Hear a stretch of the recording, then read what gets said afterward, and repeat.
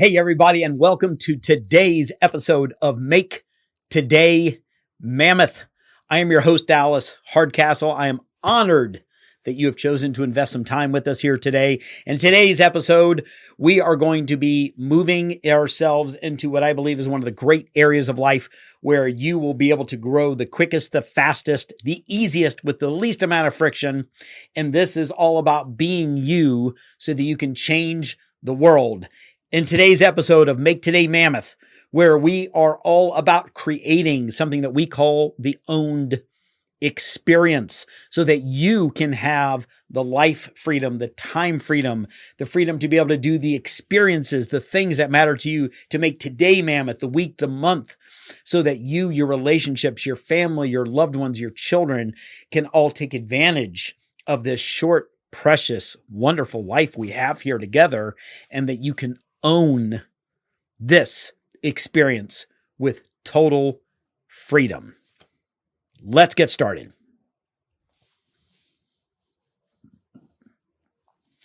Hey, everybody. Welcome. Again, my name is Dallas Hardcastle. I'm so excited for you to be here. Thank you for investing some of your precious time into spending some time with us. If you are brand new to this podcast, we welcome you, and we hope that you absolutely love and adore the information here. We are here to be real people, real business owners, real entrepreneurs, real, in my case, single fathers who are here to really help you with real talk, the real stuff that really matters, so that you can create this owned experience for yourself, your life, your freedoms, your business, your terms, so that you can create these lasting memories. So at the end of life, you are reflecting back at the freedoms you created for yourself, so that you and your loved ones will be able to understand that this is your life and that you can design it however the heck you wish. If you're new, thank you. If you have been with us before, thank you. And whether you're new or whether you've been with us for a while, please, I ask that you consider to maybe subscribe if you haven't already. And the other thing is to please invest 1 minute of your time to leave us a 5-star review. Why do we ask you that? Well, number one, it helps us and we appreciate it very, very much. But number two is that it allows other people that are maybe just like you, who are looking for real information from real people that can really make a big difference. Maybe they're struggling. They're going through a dark time in their life. Maybe they've had a business for years or for a decade, and they're just struggling and they can't get traction. They're spending all their time away from their family, from their children, trying to make things happen. And they are just desperately seeking some of this information. And we're the people, and it's the time and the place and the way in which they can really receive and hear and use this information. So by giving us that 5-star review, that moves us up in the algorithms. It makes us easier to search and to find, and hopefully so we can go out and help more people for free. That's why we're here doing this, is to help more people for free. With that, let's get started. In today's episode, it's being you in changing the world. This episode is near and dear to my heart because, as you may have heard before, most of us, not all of us, but most of us who are out busy speaking, teaching, coaching, mentoring, consulting, way more times than not, the reason that we have an area of what we consider to be whatever expertise or sometimes mastery is because we needed to do it so desperately for ourselves. And this topic is so near and dear to me because this was an area that I needed to work on for myself so badly. And for those who I have worked with that need this exact same thing, it is so near and dear, I know, to so many people's hearts. And what do I mean by that? I mean that when I was younger, and for a multitude of reasons that won't spend time on here, but I just really had a very low self-worth, self-value. I did not feel valued or valuable. And I certainly did not feel like I was any amazing human with that brought great value into this world. What does that mean? Well, that means then that I was constantly trying to be somebody else. I didn't feel like I had that value, that I was that person. So I was always adaptively trying to be somebody else. I was actively trying not to be myself. And I knew that at some level, younger, but then as I began to get older and get into my 20s and then even into my 30s, I just realized that the depth and the degree of how much I was hurting myself because I was just desperately trying not to be me. I was desperately hoping and praying that people that were farther from me and people that as they would get closer to me wouldn't realize who I really was. They wouldn't realize that I, in my terms, who I thought that they wouldn't realize that I was this fraud, that I wasn't really as great as they thought, that I wasn't as smart as they thought. I wasn't as witty. I wasn't as crafty or creative. I wasn't as athletic. I wasn't any of those things. I was able to put up the good front for the period of time, but then hopefully they would never really figure out the true me, because if they figured out the true me, that me just didn't have any value. That carried on into my personal life. That carried on into my business life.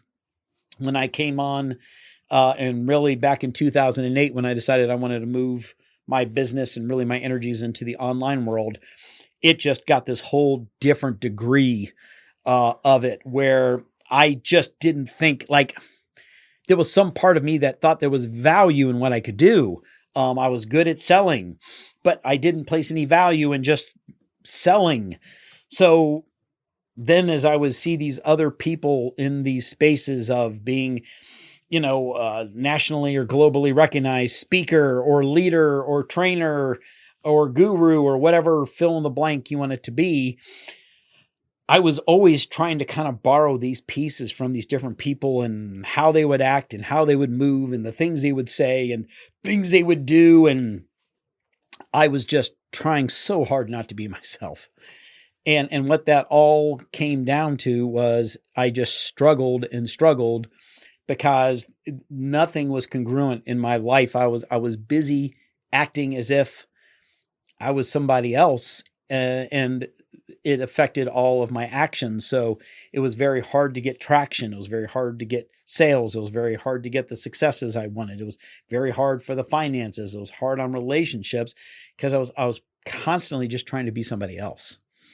And at this root, when I really began to understand, as I said earlier, the depth and really the degree of this, and I began doing a lot of work because it was required, then not only could I see how much it had negatively affected me, but then I began seeing it in others so much.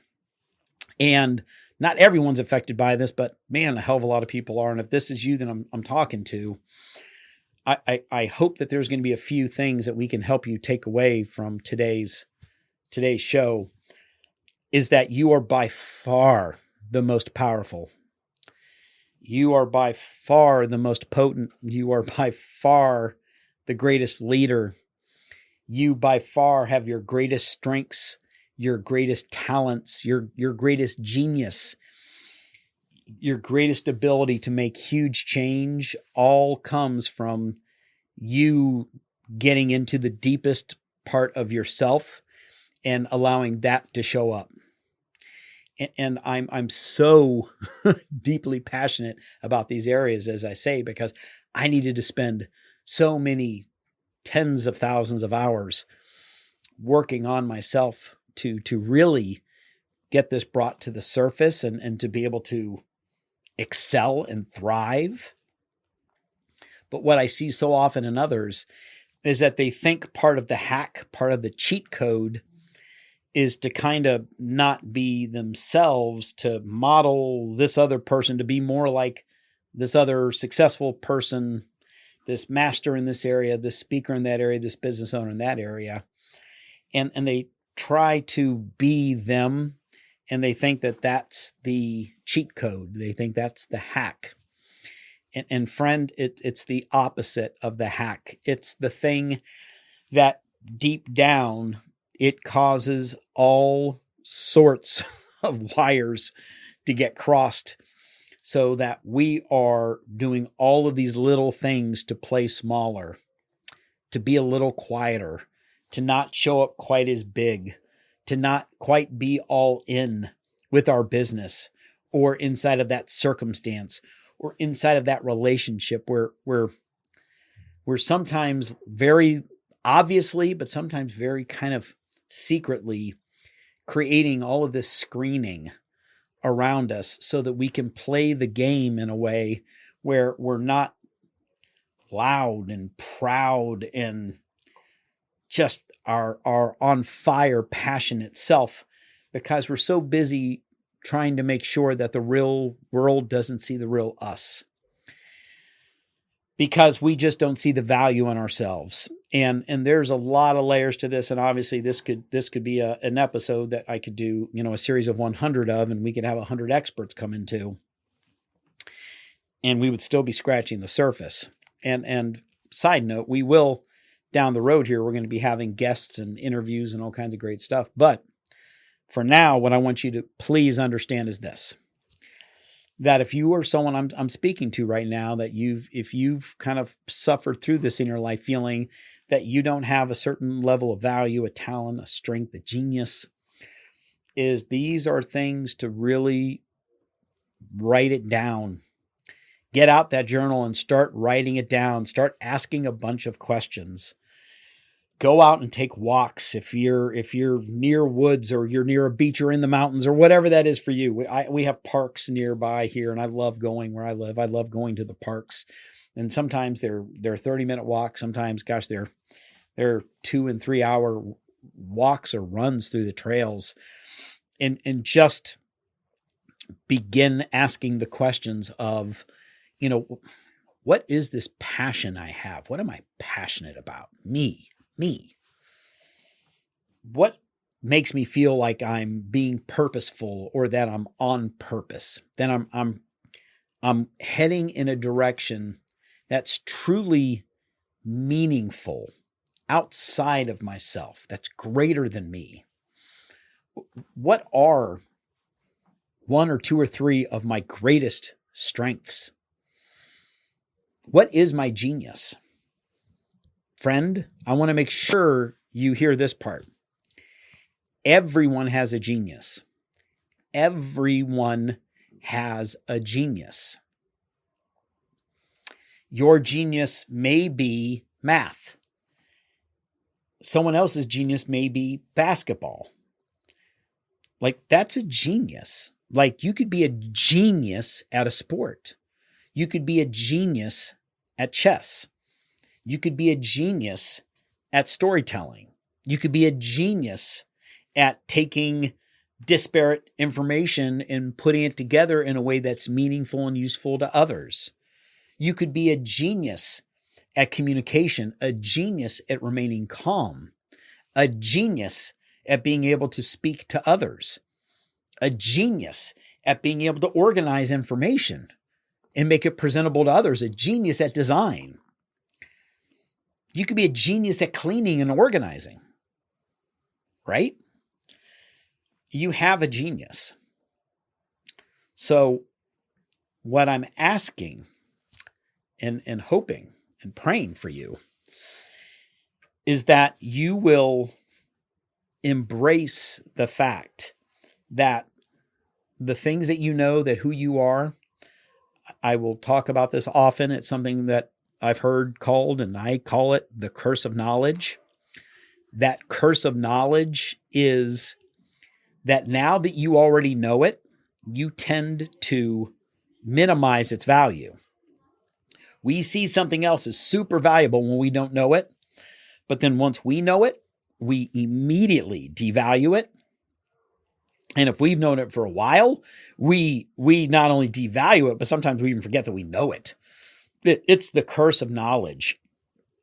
You may be world class at cleaning and organizing spaces, but you've never done it for a living. You've never even done it for anybody else. You've just done it in your own home, or maybe for your wife or for your husband or for your children or whatever it is. But you were just crazy efficient at being able to just clean and organize and just get things put together. maybe in a physical space, maybe digitally on a computer, and just getting all these files and all these things put together. But you've done this for 20 years, so it's no big deal. Like you give it zero value. You give it zero value. I'll ask you to consider that is something that's the curse of knowledge.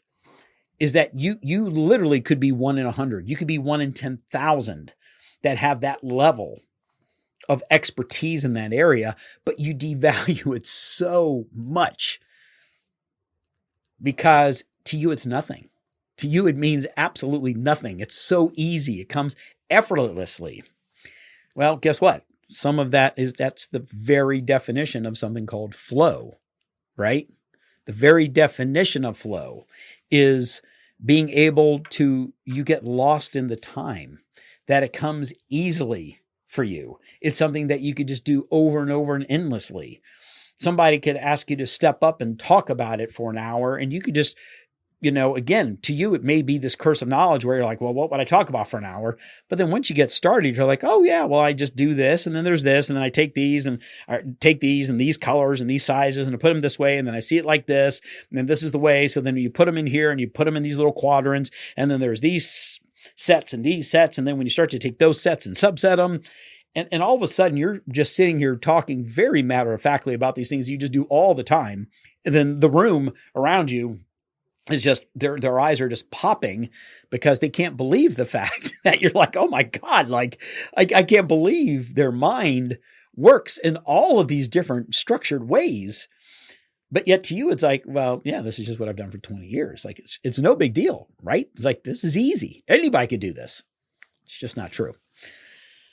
So friends, that analogy got maybe a little longer for some of you, but this is the point I want to make and bring home as we're bringing this show to a close. When you do the deep work, which means that you are doing the deep work on finding out, like, what are you really passionate about? What makes you really feel like you're on purpose? What are your strengths, your talents, your genius?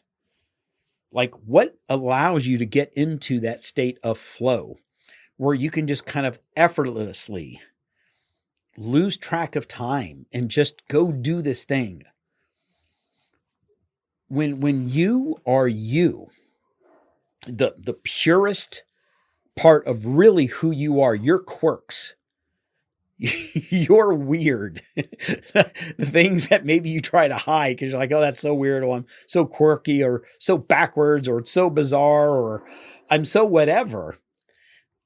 Those are the things that uniquely make you you. You're the only person on the planet. Where are we? 7.6, 7.7 billion people on the planet. You are literally the only person like you. Like literally, like you want to talk about unique? You're one of 7.6 billion people. You are the only person who has had your specific set of life's histories and circumstances and conversations and relationships and all of the things everything you've gone through, everything that has hurt you, that has helped you, the things that held you down, the things that lifted you up, the people that have come through your life in the very unique set of ways and circumstances that have only been presented to you, only ever you, gives you literally a perspective that no one else on the planet has. There are people that may have similar perspectives, similar stories, similar backgrounds. No one has your unique imprint that is literally 1 in 7.6 billion people on the planet. You want to talk about a freaking superpower? The superpower is you being you. Once you fully embrace and fully dig deep to become the greatest, truest, cleanest, most authentic version of you, that, in my opinion, is when you can really measurably change the world. Not just the people that you know of in your world, but it will ripple across the world. because of this impact of you embracing fully the unique capabilities, talents, strengths, gifts, geniuses, experiences, histories that only you have had and will ever have through history. You will be the only you. And there are thousands and millions of people that need help from someone exactly like you with the exact set of experiences and perspectives and solutions that only you will ever be able to create in this hyper unique way that you can. I hope you have received this. I hope this lands on you very well. Friends, again, my name is Dallas Hardcastle. As always, just make today mammoth. And we sure do look forward to seeing you again in our next episode. Take care.